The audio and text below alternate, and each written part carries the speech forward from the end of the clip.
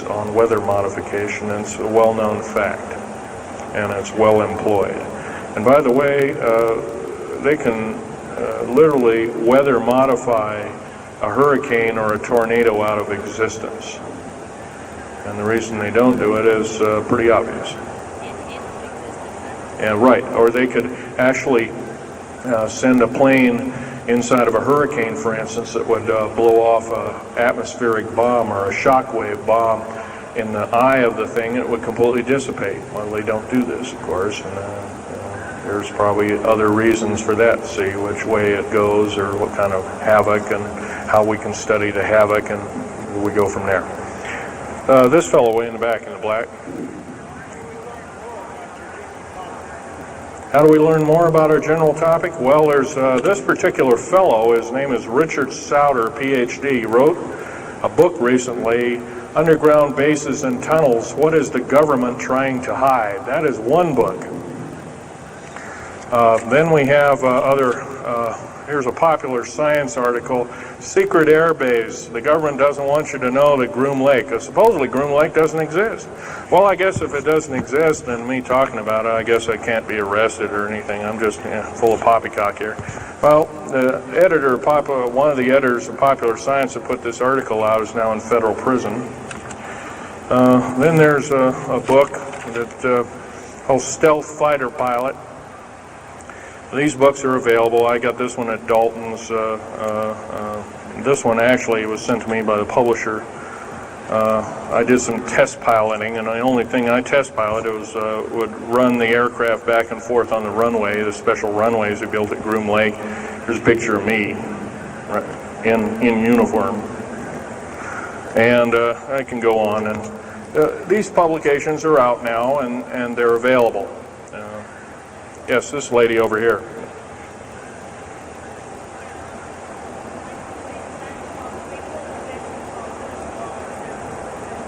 I can't hear you. What?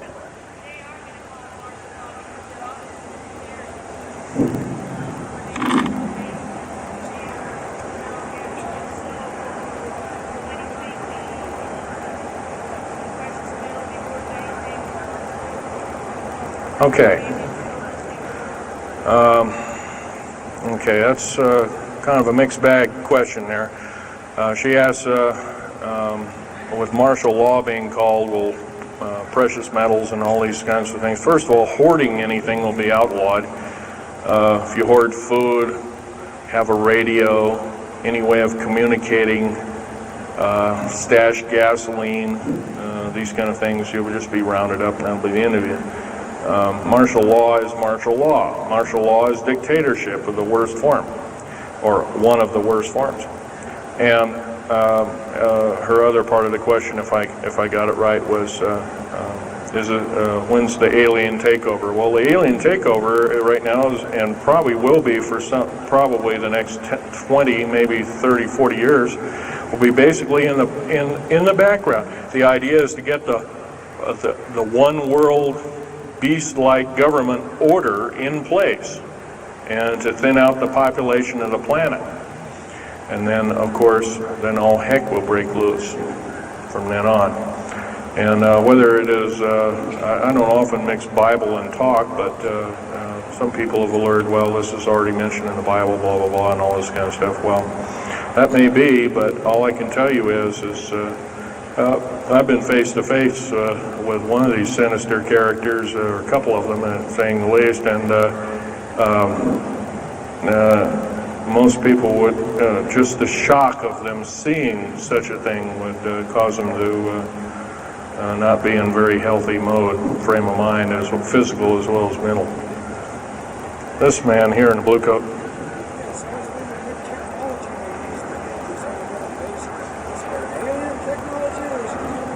Well, it's a combination. What technology is used to build these underground bases? Well, we have lasers that can drill out, or basically deflagrate or melt out a tunnel 7 miles a day. And that tunnel is 28 feet wide, 28 feet high.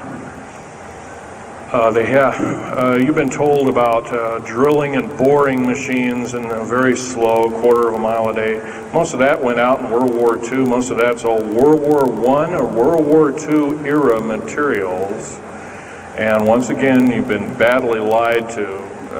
I can hardly believe, first of all, I've worked on public engineering projects, and we do better in grinding up road beds and laying them down at the rate of 4 miles a day, and supposedly that doesn't exist. Well, I worked on one in the state of Oregon just a few months ago, and we built a tunnel for sewage tunnel and whatnot like that. It wasn't very big. It was about 6 feet across, and I drilled right through solid rock, right to base of under one of the hills in Portland for their new light rail. Did that in 2 days. But it was a small, complex tunnel. It was big enough for a man to crawl through and inspect. And I was one of the people that inspected, so yeah. What technology? A lot of this is alien technology, readapted for our own use, but a lot of it's our own ingenuity too. So you can bet, how can you tell alien technology? Well, anything that's just absolutely outlandish, like taking a oxyacetylene welding torch and trying to cut into this metal and getting nowhere, obviously would be metals research, aircraft research and the like, and different tools and products, which things that are many times the hardness of diamond or known hardened substances like borazon. Obviously, that's nothing that we came up with on our own. What we could have over a several hundred-year period. But you've got to remember, too, that the military technology is outstripping the public sector technology at the rate of 44 to 45 years of technology for every calendar year, every 12-month calendar year here. So every year going by this time in 1996, the military technology will be roughly 45 years more advanced than where we are today. So it's quite possible that way back in 1943, the U.S. Navy not only caused the ship to disappear, it literally disappeared and reappeared. Basically, military technology right now is about 1,200 years more advanced than public state technology. And computer technology right now, it's off the scale, I can't tell you. It's just right now, and employing just in black jet and stealth aircraft, the new computers are so completely advanced that we couldn't get them in the public sector for maybe another 40 or 50 years. Yes, this lady here.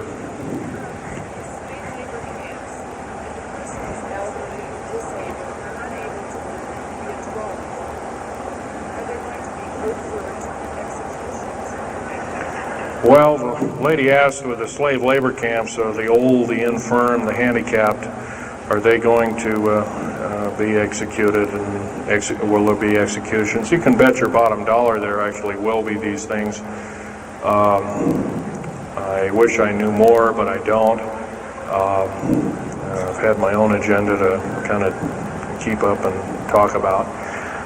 But other than that, yes, I would imagine so. If you look at all the 39 prison camps that are presently built, and they're called boot camps, by the way. And of course, these new trains that they have that have 143 shackle placements per train,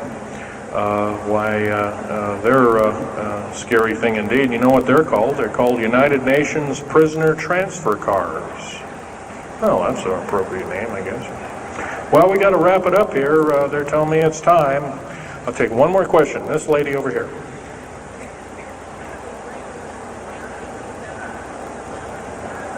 Don't brainwash. They don't brainwash you. How do they brainwash 18,000 people that are working? Well, you sign this little piece of paper saying you work, you go to prison for the rest of your days.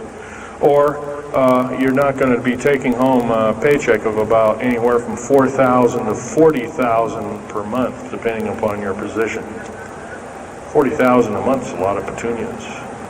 Okay, well, I got to wrap it up here, folks. So I'll be over in Al Bielig's booth. I think it's over in booth number 125. I could take other questions there and let you take a look at artifacts. And once again, on these artifacts, in a very few minutes, don't handle them, just look at them. Thank you very much.